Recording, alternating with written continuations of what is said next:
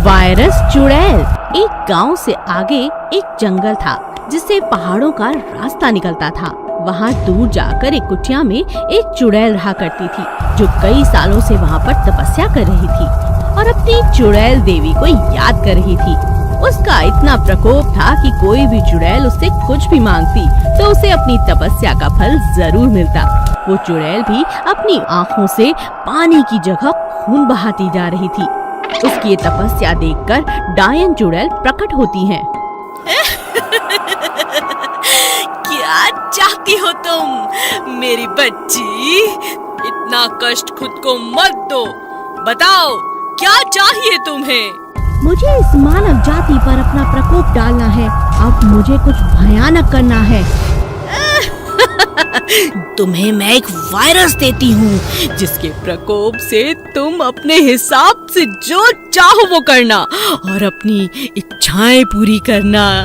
इतना कहकर डायन वहाँ से चली गई। चुड़ैल खुशी खुशी जोर जोर से हंसने लगी, साथ ही वायरस को भी प्रकट कर लिया। मेरा प्रिय वायरस, जा इस पूरी दुनिया को तबाह कर दे। चुड़ैल उन जगहों पर जाती जहाँ मांस बेचने की दुकानें थीं।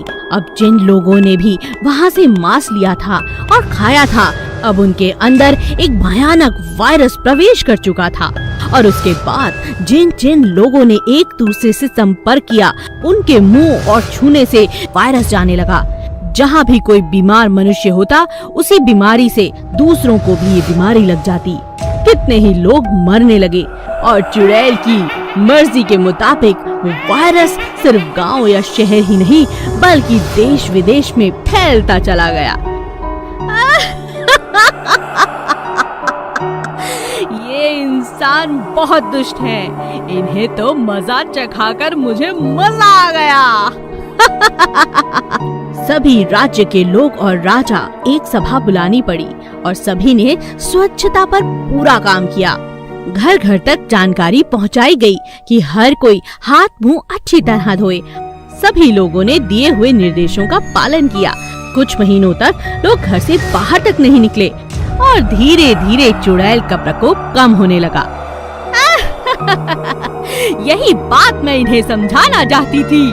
अब ये समझ चुके हैं। साफ सुथरे रहते हैं। अब मुझे यहाँ से चले जाना चाहिए। मकड़ी चुड़ैल। एक गांव था सीलापुर, जहाँ एक परिवार में लोहा नाम का लड़का, उसके अलावा उसकी बहन और बूढ़ी माँ बाप रहते थे। उसका पूरा परिवार साथ रहता था, लेकिन वो बहुत अजीब किस्म का लड़का था। वो सारा दिन अपने कमरे में रहता और मकड़ियों की तस्वीरें बनाता रहता, कभी कागज पर कभी दीवारों पर। उसे मकड़ियों से बहुत लगाव था। भले ही उसकी उम्र केवल 18 वर्ष की थी, लेकिन वो अपने परिवार की कोई भी जिम्मेदारी नहीं उठाना चाहता था। उसके बाबा ने उसे बहुत बार समझाया। अरे बेटा, तुम भी अब बड़े हो गए हो, कोई काम क्यों नहीं करते? कुछ और नहीं करना है तो खेतों में जाकर अपने भाइयों के साथ ही काम कर लो। ठीक है पिताजी। अगले दिन वो खेत में गया और जैसे ही वो पेड़ के नीचे आराम करने बैठा तो उसे एक मकड़ी दिखाई दी। उसे देखते ही वो पेड़ के ऊपर मकड़ी के पीछे भागा। उसके पिताजी उसकी हरकतों से बहुत परेशान हो गए थे। वो पास के मंदिर में जाकर पंडित जी से कहते हैं, पंडित जी प्रणाम। मेरे बेटे को देखिए क्या हो गया है। इसका किसी काम में मन ही नहीं लगता। आप इसे मंदिर में ही कोई काम दे दीजिए, यहीं पड़ा रहा करेगा आपकी सेवा में। हाँ ठीक है, हम इसे रात को मंदिर की चौकीदारी का काम दे देते हैं। लोहा उस दिन रात को पहरा दे रहा था जब उसकी आंख लग गई और आंख लगते ही उसे जोर जोर से आवाजें सुनाई देने लगी। लोहा, आओ, तुम्हें मेरे पास आना होगा। मैं तुम्हारा इंतजार कर रही हूँ। लोहा डर के मारे कांपने लगा, लेकिन वो बहुत देर तक आवाजें सुनता रहा। फिर उसने जो देखा वो देखकर वो दंग रह गया। उसने एक विशाल मकड़ी और उसकी आवाज को सुना। आओ लोहा, मैं तुम्हारा कब से इंतजार कर रही हूँ। तुम्हारे तुम्हारे पिछले जन्म की पत्नी हूँ। याद करो, याद करो, मेरे चित्र बनाते रहते हो तुम। जैसे तैसे रात गुजरी। अगले दिन सुबह लोहा ने सारी बात अपने पिताजी को बताई। उसके पिता को विश्वास नहीं हुआ। तभी एक छिपकली आई और उसे देखकर लोहा को असली मकड़ी की तरह दीवार के ऊपर चढ़ता गया और धीरे धीरे लोहे का शरीर पूरा मकड़ी जैसा बन गया, जिसे देखकर उसके पिताजी अपनी आंखों पर विश्वास नहीं कर पाए। तभी वो मकड़ी आई और उससे बोली, आ गई हूँ मैं। ये देखकर पंडित जी और लोहा के पिता डर गए। उन्होंने देवी माँ से प्रार्थना की। तब देवी माँ ने बाबा की प्रार्थना सुनी और लोहा को वापस वैसा ही बना दिया जैसे वो पहले था, और मकड़ी की आत्मा को भी हमेशा के लिए छुटकारा मिल गया। चीता चुड़ैल। एक गांव में लगातार लोगों को रात में कोई जानवर उठा कर ले जाया करता था, मगर कभी किसी ने किसी जानवर को गांव में आते हुए नहीं देखा था। एक सुंदर सी लड़की अक्सर गांव के छोटे बच्चों को पढ़ाने के लिए आती थी। वो देखने में बहुत सुंदर थी। उसे देख गांव के नौजवानों से पाने के सपने देखते थे। एक दिन सूरज ने हिम्मत कर उस लड़की का पीछा किया।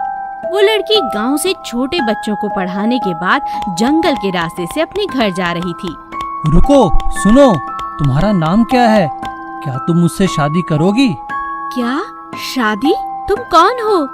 मेरा नाम सूरज है और मैं इसी गांव में रहता हूँ। मैं तुमसे शादी नहीं कर सकती। क्यों? क्यों नहीं कर सकती? क्योंकि मैं चुड़ैल हूँ। अचानक वो लड़की चुड़ैल की तरह हंसने लगती है और उसका शरीर धीरे धीरे एक जानवर चीते जैसा बन जाता है, और अचानक वो अपने नुकीले नाखूनों से सूरज पर हमला करती है। बचाओ, बचाओ, कोई मुझे इस चुड़ैल से बचाओ, बचाओ।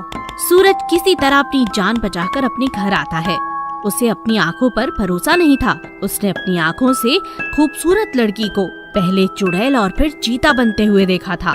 अगले ही दिन वो लड़की सूरज के घर आ जाती है। कैसे हो तुम? मैं तैयार हूँ, मैं तुमसे शादी करना चाहती हूँ। सूरज उसके सामने एक शब्द भी नहीं कह पाया। चुड़ैल ने उसे डराया, धमकाया और उससे शादी कर ली। अब हर रात वो गांव में निकलती, पहले अपना रूप बदलती और फिर लोगों का शिकार करती। एक दिन रात में सूरज ने देखा, अच्छा, तो ये है जो गांव के लोगों को खाती है। मैं कैसे इसके जाल में फंस गया? मेरा जीवन तो बर्बाद हो गया इससे शादी करके। मुझे मुखिया से बात करनी होगी। सूरज किसी तरह हिम्मत जुटाकर सारी सच्चाई गांव के मुखिया को बताता है। मुखिया को सूरज की बात पर भरोसा नहीं होता, इसीलिए वो रात को छुपकर उसका पीछा करता है। इसका मतलब सूरज सही कह रहा था। सूरज और मुखिया मिलकर एक बहुत बड़े तांत्रिक को बुलाते हैं। तांत्रिक समझ जाता है कि ये कोई सुंदर लड़की नहीं, ये एक चीता चुड़ैल है। वो उसकी आत्मा को अपने वश में कर लेता है। पूजा पाठ और तंत्र की मदद से तांत्रिक उस चुड़ैल को अपने वश में कर लेता है। छोड़ो, छोड़ो मुझे, तुम कौन हो? छोड़ दो, छोड़ो। सारे गांव वाले ये देखकर हैरान थे कि ये वही औरत थी जो कल तक बहुत सुंदर लड़की थी और फिर सूरज की दुल्हन बनी, और अब ये और कोई नहीं, ये चीता चुड़ैल थी जो लोगों को मारकर खा जाया करती थी। तांत्रिक की मदद से पूरे गांव को उस चुड़ैल से छुटकारा मिला और सूरज की जिंदगी बच गई। नागिन चुड़ैल और बाज चुड़ैल। एक बार की बात है, नागिन राज की महारानी और बाज राज की महारानी की मौत हो गई और दोनों ही महारानियां अपने देशों से गिरकर धरती पर आ गिरी। वो धरती पर चुड़ैलें बनकर घूमने लगी। नागिन चुड़ैल पहले आ गिरी थी, जिसकी वजह से उसने अपने रहने के लिए एक पीपल का पेड़ चुन लिया और कुछ ही देर बाद बाज चुड़ैल भी गिर गई, तो उसने भी अपने लिए वही पीपल का पेड़ ही चुना। जब बाज चुड़ैल वहाँ गिरी तो उसे नहीं पता था कि वहाँ एक और चुड़ैल पहले से रहती है। क्या कर रही हो तुम यहाँ? चली जाओ यहाँ से, ये मेरा पेड़ है, समझी? मैं क्यों जाऊं?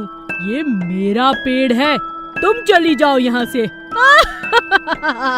मैं कहीं जाने वाली नहीं।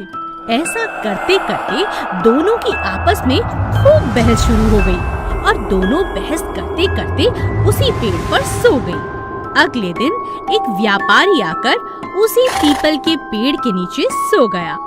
उसने अपना घोड़ा पास में खड़ा किया। जैसे ही दोनों चुड़ैलों ने उसे देखा तो दोनों अपना शिकार बनाने उसे नीचे आ पहुंची।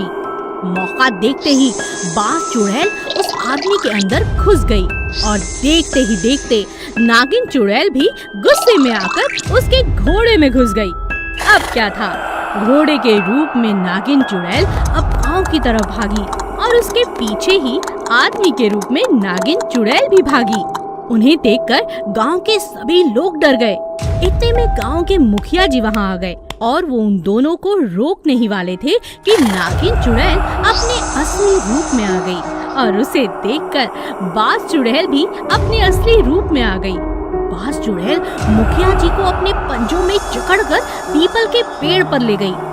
अरे अरे छोड़ो मुझे चुड़ैल, कहाँ लेके जा रही हो? और वहीं उनके पीछे पीछे नागिन चुड़ैल भी आ गई। तुम अपने आप को समझती क्या हो? ऐसा जहर फेंकूंगी तुम पर कि भस्म हो जाओगी। तुम क्या समझती हो, तुम्हें मैं छोड़ दूंगी? अपने नाखूनों से चीर कर रख दूंगी। हाँ। बाज चुड़ैल ने अपने नुकीले पंजे नागिन की आंख में मार दिए। नागिन चुड़ैल ने अपने जहरीली जुबान से दांतों से उसे काट डाला। दोनों में काफी घंटों तक लड़ाई चलती रही और वो दोनों बुरी तरह से जख्मी होकर नीचे गिर पड़ी। उतने में ही मौका पाते ही मुखिया जी वहाँ से गांव की ओर भागे। अरे चलो मेरे साथ, वो दोनों वहाँ जख्मी पड़ी होंगी, उन्हें चलकर आग लगा देते हैं। लेकिन जब वो गांव वालों के साथ वापस आए तो उन सब ने मिलकर उन दोनों को वहीं आग लगा दी और उन्हें मुक्ति दे दी। और उसके बाद फिर कभी भी उस गांव में किसी चुड़ैल का साया नहीं पड़ा।